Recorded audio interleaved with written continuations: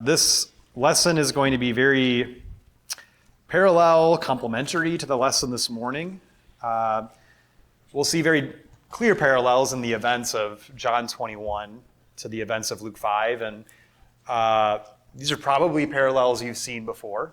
But if you haven't, I think the lesson will be especially helpful, just seeing how Jesus dealt with Peter in ways that are meant to help him see the grace of God after denying him 3 times. To kind of think about getting into this lesson, the idea of restoring love for Jesus, there's a couple things we all have in common. Number one, whether you realize it or not, we have all been traumatized by sin. We've all been traumatized by our own sin. Whether we fully comprehend it or not, sin has an effect on our heart. To sin has an effect on our mind, and God sees that effect. And the reason God is so indignant against sin is not just because it is an offense against him and his holiness, but because sin destroys our mind. It hurts and damages and hardens our own hearts. So number one, we have all been traumatized by sin, whether our own or by the sins of other people around us and who are close to us. And number two, no matter where you are in your faith, either we are always struggling against sin, struggling against the temptation of sin, or needing to help counsel people and equip people, really be involved with people who themselves are maybe struggling with sin, either actively or fighting against the temptation of sin. And so those commonalities, I think, are very relevant to the way that Jesus deals with Peter in John 21. Again, especially coming off of denying him 3 times at a very vulnerable period in Jesus' crucifixion. So I'm going to start this lesson kind of like the lesson this morning, where we looked at some things that led up to Peter leaving everything to follow Jesus in Luke 5, that kind of gives some context both to that and also elevate points to be made from it. It's similar, actually, with John 21, that if we really understand everything that's happened leading up to John 21, it's going to help us get more out of the events of John 21 when we get there. So what's happened since Luke 5, right? What I have on the board here is, I think it's difficult to comprehend the depth of relationship that Peter had with Jesus, the kind of bond that Jesus could create with someone in the time that Peter had spent with him. In the Gospels, Jesus could change someone's life forever with one conversation. And not even a very prolonged conversation. There are people where Jesus could change someone's life with one sentence. Jesus could change their heart, their attitude. He could change their way of viewing him and following him. Peter spent years with Jesus, intimately with Jesus, having more conversations with Jesus than we read about in the Gospels. And so again, I think it's difficult to comprehend the depth of relationship that had been cultivated between Jesus and Peter. And yet, when you get to Luke 22, look at Luke 22, particularly verse 61 and 62.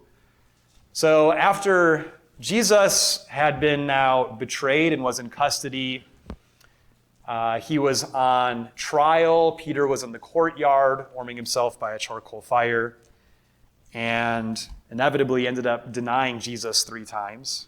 Well, look at verse 61 after this happened. This is only in Luke's gospel. The rooster crowed, and the Lord turned and looked at Peter. And Peter remembered the word of the Lord, how he had told him, before a rooster crows today, you will deny me 3 times. And he went out and wept bitterly.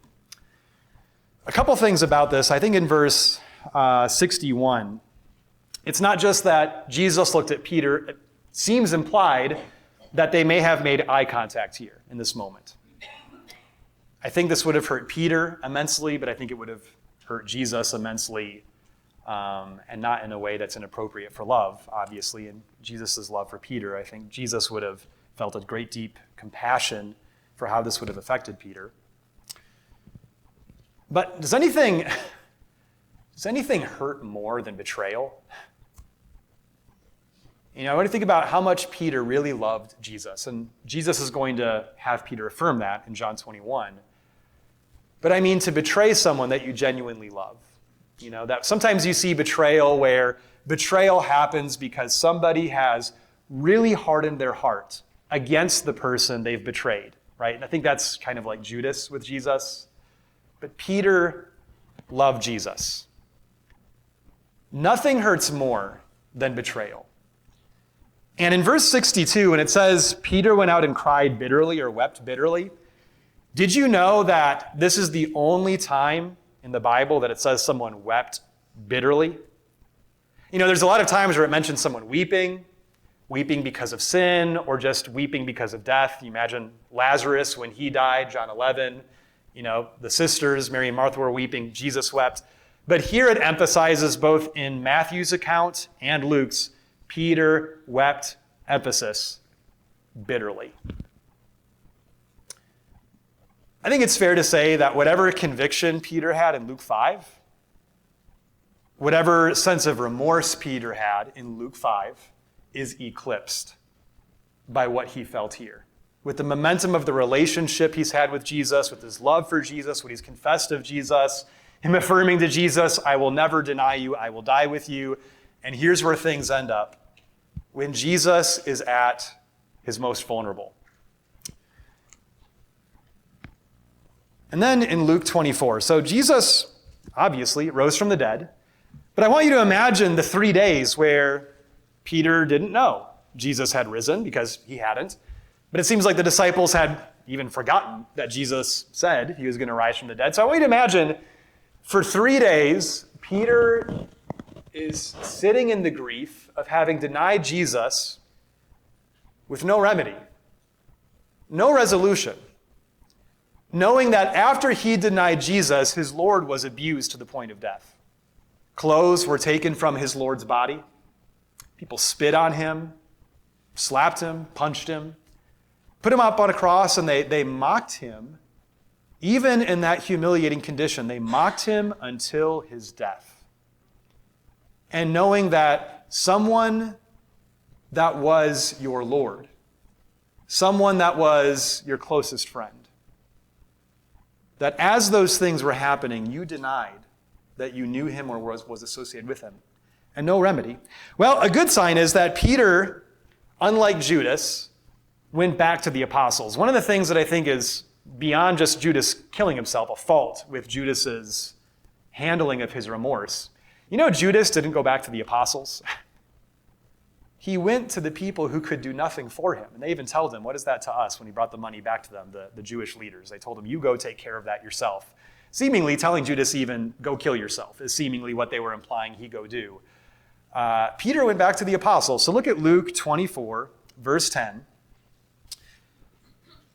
So Luke 24, verse 10 through 12. Mary Magdalene, Joanna, and Mary, the mother of James, the rest of the women with them were telling these things to the apostles. Their words appeared to them as nonsense. They were not believing them. Verse 12, but Peter stood up, ran to the tomb, and stooping to look in, he saw the linen wrappings only, and he went away by himself, marveling at what had happened. So the women went back to the apostles after seeing the empty tomb to tell them what they had seen. Peter was there among them. Peter went to the tomb to examine the situation. John chapter 20 gives a little more detail about this, that John the apostle was with Peter when he went to the tomb. But you imagine, Peter found some solace in going back to his friends, the apostles who had been with the Lord. And in Luke 24:34, something is implied that is said more explicitly in 1 Corinthians 15, verse 5. You just kind of get it in passing here without much attention given to it. Luke 24:34, this is when two disciples on the road to Emmaus, they had an encounter with the Lord unknowingly at his resurrection. And after he explained to them in the scriptures everything pertaining to himself, they ate food with him and he disappeared from their midst as they were breaking bread. Well, they go back to the apostles and they say, the Lord has really risen and has appeared to Simon. Did you know that before Jesus appeared to all the apostles, that he had a personal encounter with Peter before anyone else? Well, before the other apostles, I mean. What do you think Jesus did when he rose from the dead and appeared to Simon Peter personally?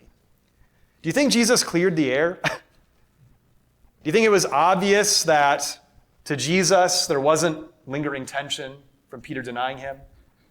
I don't understand Jesus to be the kind of person that withholds forgiveness, obviously, or even just allows some sense of lingering tension because of a problem in the relationship. So I think, again, we can imply the reason Jesus appeared to Simon alone is because Jesus understood it was necessary to have a personal appearance to Peter to help clear the air of him denying him 3 times.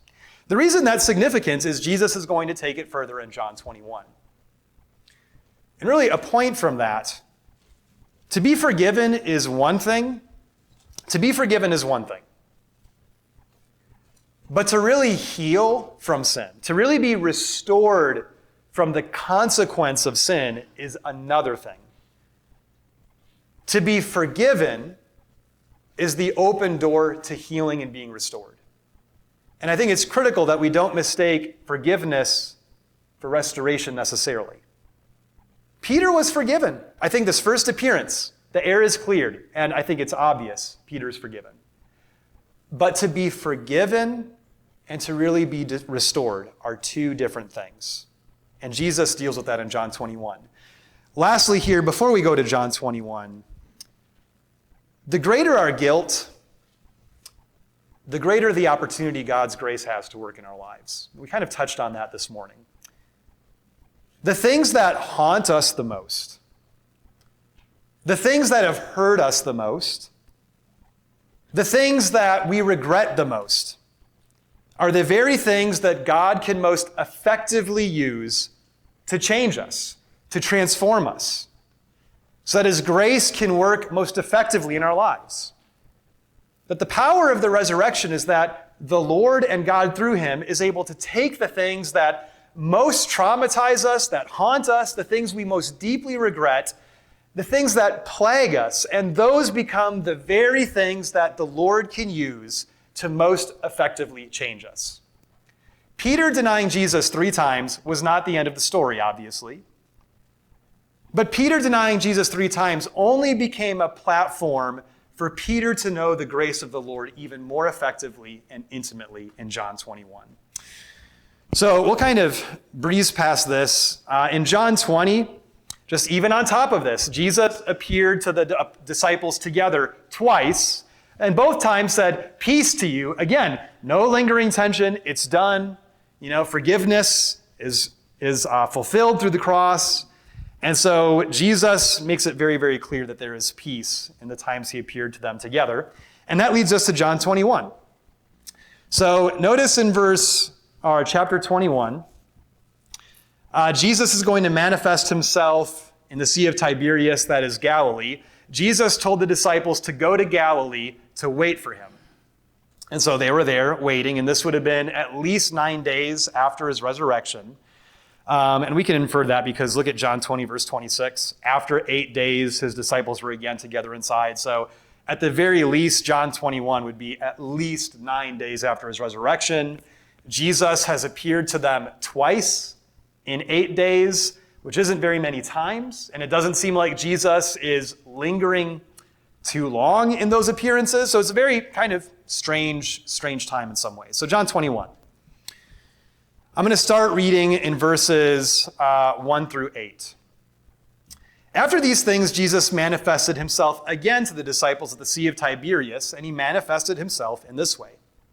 Simon Peter and Thomas called Didymus, that's 2. Nathanael of Cana in Galilee, that's 3. The sons of Zebedee, that's 4 or 5. And 2 other disciples, that's 6, 7 disciples in total. Simon Peter said to them, "I am going fishing." They said to him, "We will also come with you." They went out and got into the boat, and that night they caught nothing.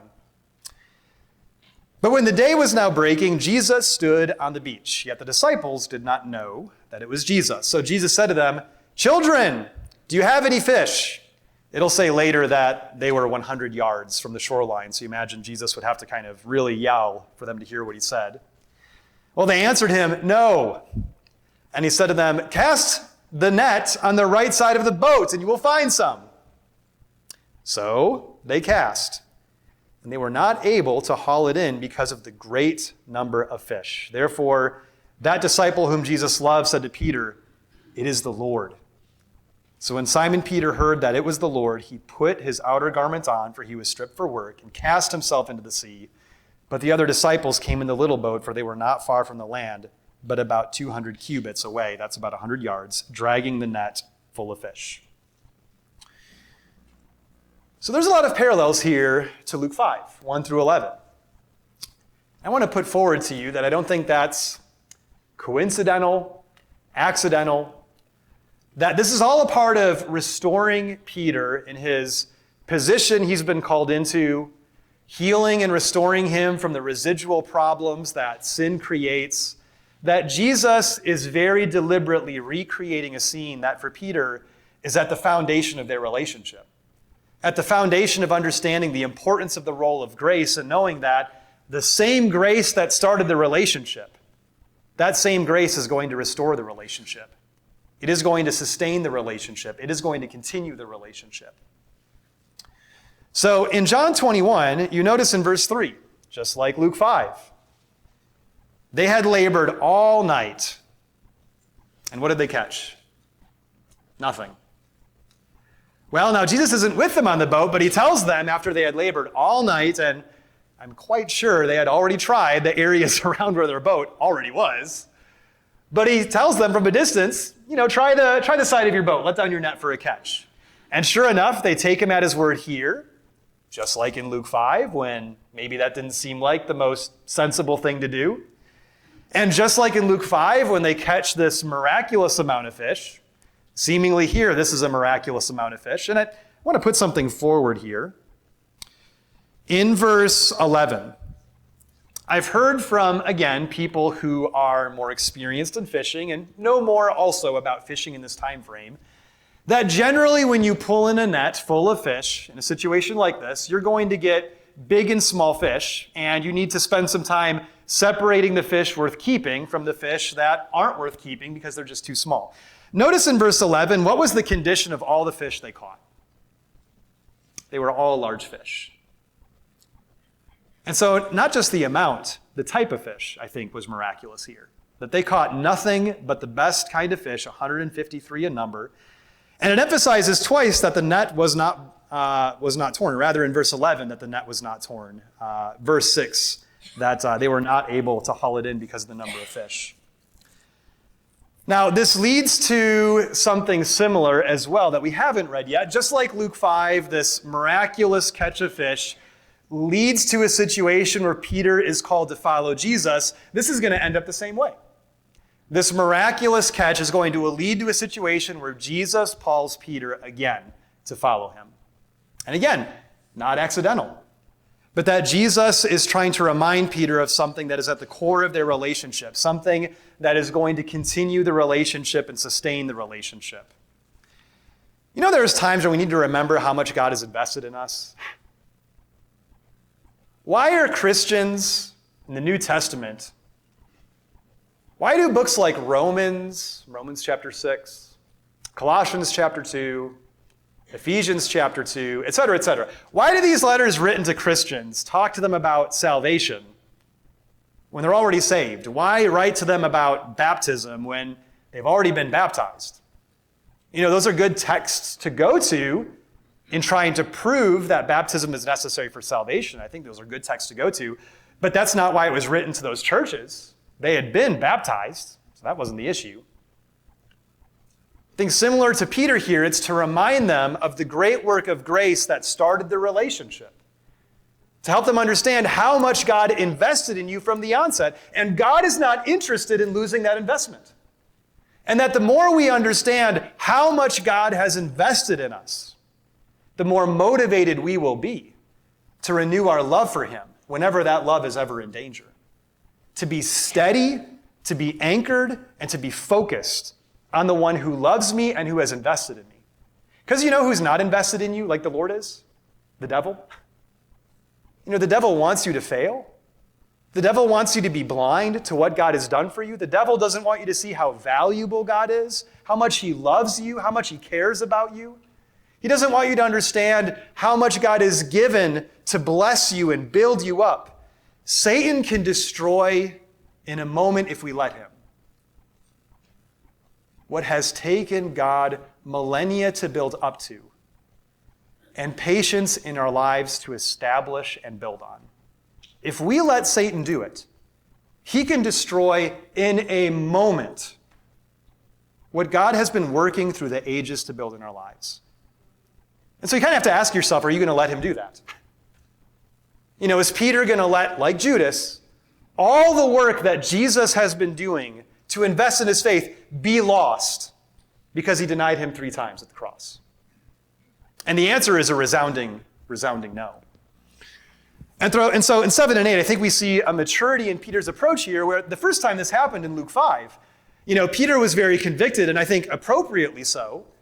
And he told Jesus, "Get away from me, Lord. You know, you and I, we can't be together because I am a sinful man." We talked about this morning, that doesn't contradict Jesus' purpose. That is the purpose. But instead of Peter being scared to approach Jesus, he does what no other disciple did here. Isn't it interesting that the disciple who has the most reason of those who are left, the disciple who has the most reason to fear Jesus' view of him, to fear the condition of their relationship, Peter pursues Jesus like no other disciple. And instead of thinking he's not welcome, he jumps in the water to swim to shore. And then verse 9 through 14, when they had got out on the land, they saw a charcoal fire in place, and fish placed on it, and bread. Jesus said to them, "Bring some of the fish which you have now caught." Simon Peter went up and drew the net to land, full of large fish, 153. And although there were so many, the net was not torn. Jesus said to them, "Come, have breakfast." None of the disciples dared to question him, "Who are you?" knowing that it was the Lord. Jesus came and took the bread and gave it to them, and the fish likewise. This is now the 3rd time that Jesus was manifested to the disciples after he was raised from the dead. I think there's a deliberate pause there that we'll talk about a little bit more here in just a moment. Did Jesus need the fish they caught? You know, they come on land, fire's already there, fish already on the fire, bread already on the fire. I think the fish have a different purpose that we'll get to in just a moment in the lesson. But it's on a charcoal fire. And I know it seems maybe a stretch to make too much of it, but you know the only other place a charcoal fire is ever mentioned in the Gospels, the only place, is the setting in which Jesus was denied by Peter 3 times. Peter was at a charcoal fire. Peter's at a charcoal fire again. And he's going to affirm his love for Jesus 3 times here. This is a setting for healing. And the stage is set for Jesus to, again, restore whatever residual impact that sin had on Peter's heart and attitude toward his commitment to the Lord. So they're at a charcoal fire. You notice again, verse 20, or verse 10, verse 20, verse 10. That's my eyesight. My Bible has like tiny font, tinier verses. So in verse 10, Jesus tells them to bring the fish which they have now caught. And again, they bring the net to land full of large fish, and they have breakfast together. And it's so strange how it seems like this section in 12 through 14, there's just this pause here. You know, it's strange because it's just so mundane, so intimate, so common. I really want you to understand how significant this is. In Exodus 24, people had a meal with God at Mount Sinai. And they could only eat at a distance and with fear. Jesus ate with his disciples before his resurrection But always there's the lingering tension of the cross that is looming, the disciples fundamentally misunderstanding critical things. The cross is done. Jesus is risen. The disciples are here, and here they will remain. I think there's a pause here, because this is the greatest meal that has ever happened on planet Earth. It's done. No more tension. No more struggle of the cross looming over Jesus' future. No more tension of the disciples abandoning Jesus in his time of need. It's done. John 21, 12 through 15, is heaven come down to earth. Our hope of heaven is just that we will be with the Lord. And the tension of sin will be gone. The residue of sin will be done away with. And the hope of heaven is whatever form we have, whatever it is, whatever it looks like, we will be with the Lord in peace. This is heaven come down to earth, one of the most significant moments ever in history. Well, all of this again sets the stage for 15 through 22. John really emphasizes the power of conversation. So Jesus doesn't teach sermons so much as he does have conversations, right? Talks with Nicodemus, John 3. Talks with the woman at the well, John 4. Talks with the Jews, John 5. Talks with the Jews who came out to eat bread in the wilderness in John 6. Talks with the Jews at the Feast of Dedication, chapter 7. On and on and on. It's Jesus has conversations. On that theme, when Jesus is on trial, we get a prolonged conversation with Pilate that is not in the other Gospels, because John has a theme of the power of Jesus having conversation. Jesus' words are light. They are life in the Gospel of John. And so Jesus' words to Peter are healing life, resurrecting life. And his words are going to restore Peter's heart here. So let's look at verse 15. When they had finished breakfast, Jesus said to Simon Peter, "Simon, son of John, do you love me more than these?" He said to him, "Yes, Lord. You know that I love you." He said to him, "Tend my lambs." Would you imagine maybe a little time passing? They're eating. Jesus said, They just go back to talking about other things. Verse 16, he said to him again a second time, "Simon, son of John, do you love me?" He said to him, "Yes, Lord. You know that I love you." He said to him, "Shepherd my sheep." Imagine again some time passing, maybe a pause. He said to him the third time, "Simon, son of John, do you love me?" Peter was grieved because he said to him the third time, "Do you love me?" And he said to him, "Lord, you know all things. You know that I love you." Jesus said to him, "Tend my sheep. Truly, truly, I say to you, when you were younger, you used to gird yourself and walk wherever you wished. But when you grow old, you will stretch out your hands and someone else will gird you and bring you where you do not wish to go." Now this he said, signifying by what kind of death he would glorify God. And when he had spoken this, he said to him, "Follow me." Peter, turning around, saw the disciple whom Jesus loved following them, the one who had leaned back on his bosom at the supper and said, "Lord, who is the one who betrays you?" So Peter, seeing him, said to Jesus, "Lord, what about this man?" Jesus said to him, "If I want him to remain until I come, what is that to you? You follow me." Therefore this saying went out among the brothers that this disciple would not die. Yet Jesus did not say to him that he would not die, but only, "If I want him to remain until I come, what is that to you?" So Jesus talks with Peter, and I think again, deliberately 3 times, asks him, "Do you love me?" as a way of dealing with the denial 3 times, now confessing his love 3 times. And way to think about this.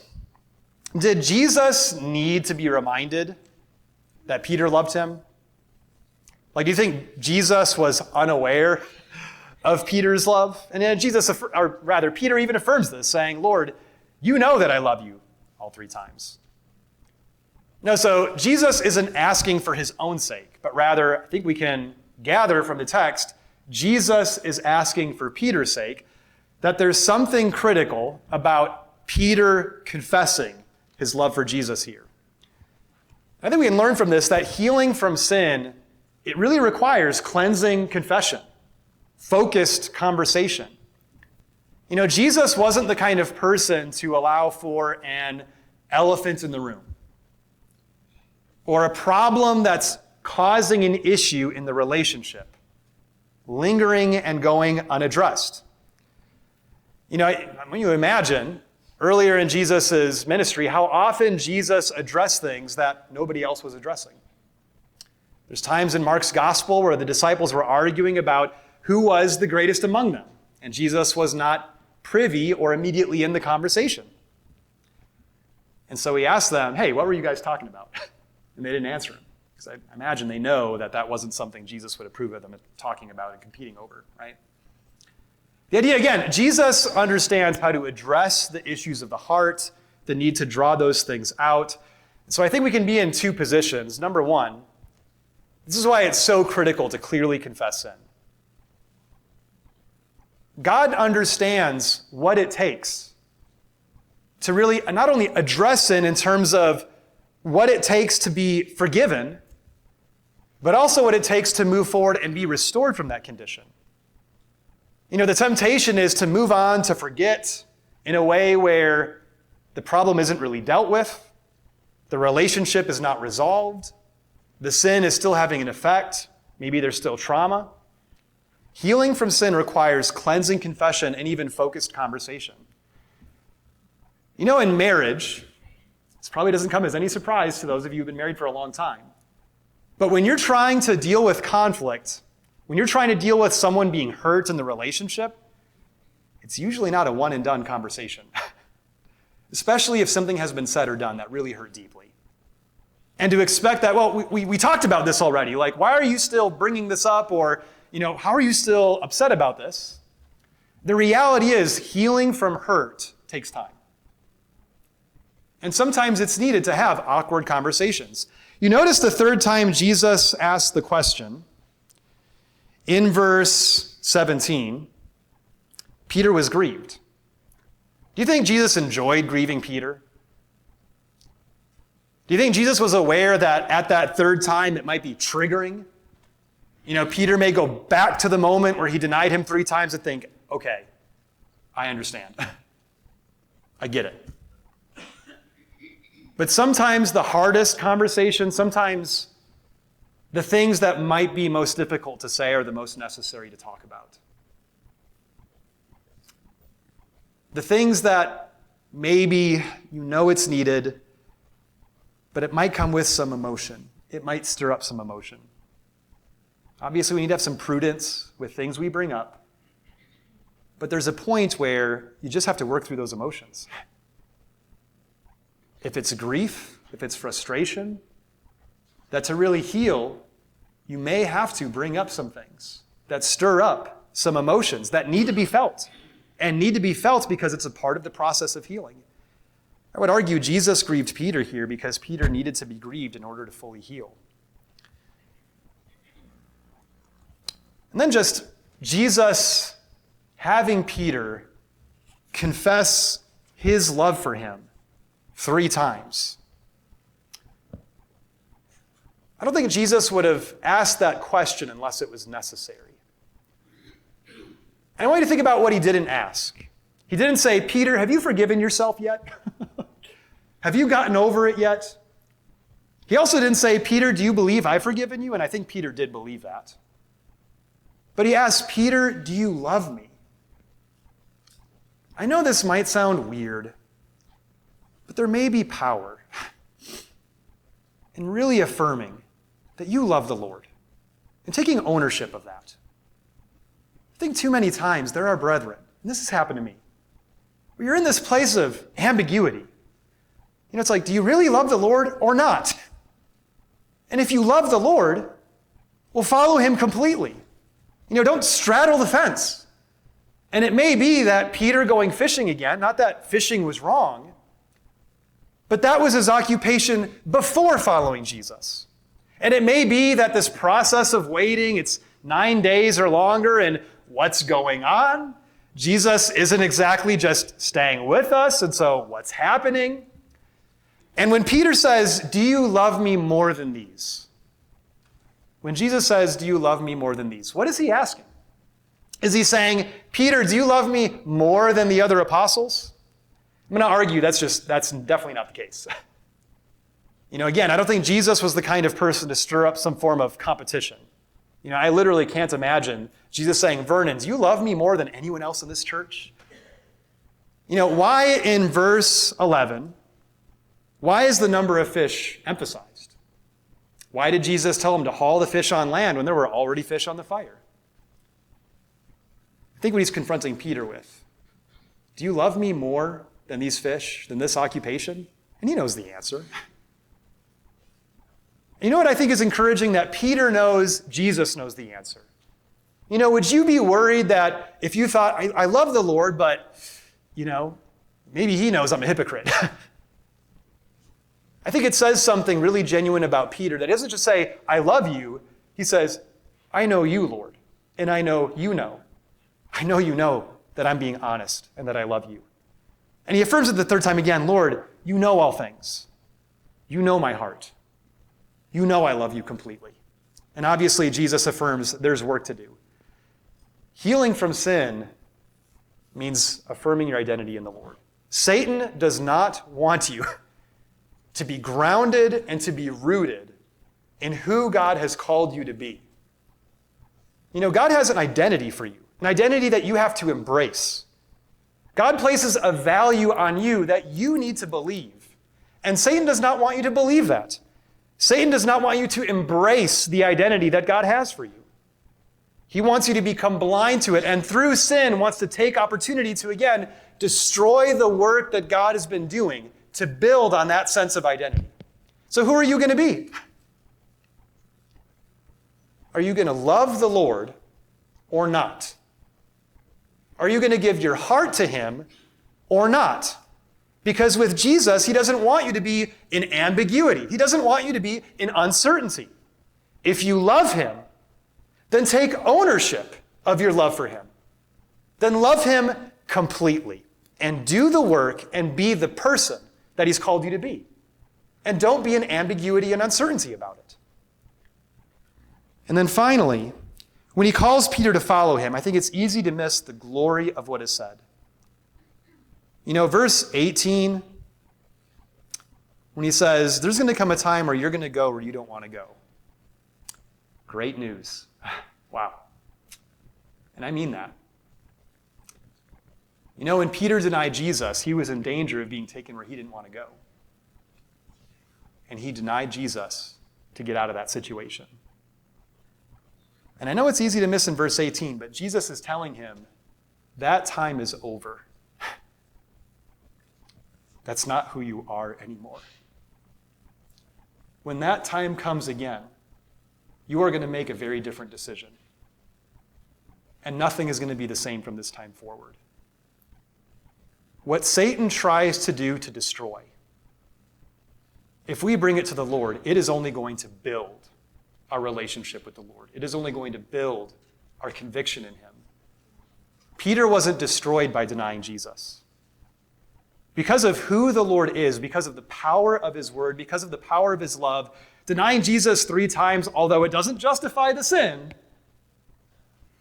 putting that in the hands of Jesus created greater opportunity for growth, for conviction, for grace, for maturity. And what Jesus really affirms to Peter here is your attitude towards suffering needs to change and will change. The greatest grace is learning not to just suffer by circumstance, but so often in letters written to Christians and a letter written by Peter, there is encouragement that because of the Lord, choose to suffer. Make the decision to suffer. Look at 1 Peter chapter 2, 19 through 21. We'll just look at a couple of these passages and conclude the lesson. And again, when you kind of take into account Peter's journey, what Jesus said at the end of John 21, look at 1 Peter 2, 19 through 21, as Peter's giving Christians instructions that are not going to reduce suffering. That if you do these things, it's going to bring more suffering in your life. And he's writing in chapter 1 to Christians already suffering. So they're already suffering, and he's saying, if you do this, you're going to suffer more. But look at verse 19. For this finds favor if for the sake of conscience toward God, a person bears up under sorrows when suffering unrighteously or unjustly. For what credit is there if when you are sin, you are harshly treated and you endure it? But if when you do good and suffer for it, you endure, this finds favor with God. For to this you have been called, since Christ also suffered for you, leaving you an example that you should follow in his steps. What does the cross mean to you? Is the cross just something that was done for you? Or is the cross a rule that you live by? What was the cross for people like the Apostle Paul or Peter? What were the sufferings of Jesus for them? Was it just, again, something done for them that they are thankful for, and I get to live now a life free from guilt, and thank you, Lord? Or is it that they saw the suffering of Jesus and the cross as an invitation to imitate the example of the Lord? Look at chapter 4. Let's look at verses 1 and 2 that I don't have on the board. I wanted to keep things on 2 lines, and verse 1 and 2 would have made it 3 lines. So chapter 4, 1 and 2. Therefore, since Christ has suffered in the flesh, arm yourselves also with the same purpose. Because he who has suffered in the flesh has ceased from sin, so as to no longer live the rest of the time in the flesh for the lusts of men, but for the will of God. Look at verse 12 and 13. Beloved, do not be surprised at the fiery or trial among you, which comes upon you for your testing, as though some strange thing were happening to you, but to the degree that you share the sufferings of Christ, keep on rejoicing, so that also at the revelation of his glory you may rejoice with exultation. As Peter wrote these letters to Christians, what was his attitude towards suffering? How did Peter see suffering related to the grace of God? And do we have the right attitude about the Lord, about grace, if we are not willing to make decisions that are hard for the Lord? Because again, the choosing to suffer is through him, because of him, because I'm focused on him. Did you know outside of the Lord, suffering is only traumatic? Sinful decisions are only traumatizing. But in the Lord, not only is he able to put the guilt of our past in a context of grace, but he is able to pour grace through things that are hard, that are painful, things we would never choose if it were not for the fact that he leads us there. Jesus tells Peter, you follow me. And John might have an end that is cozy, that is easier, but you know what? We just have to focus on the Lord and take whatever circumstances come upon us serving him in their context in our lives and just focus on him and love him. Love him the way that you are living in your life. Don't resent the sufferings of your life. Don't resent the circumstances of your life because others may have it easier than you do. Just follow him. Love him.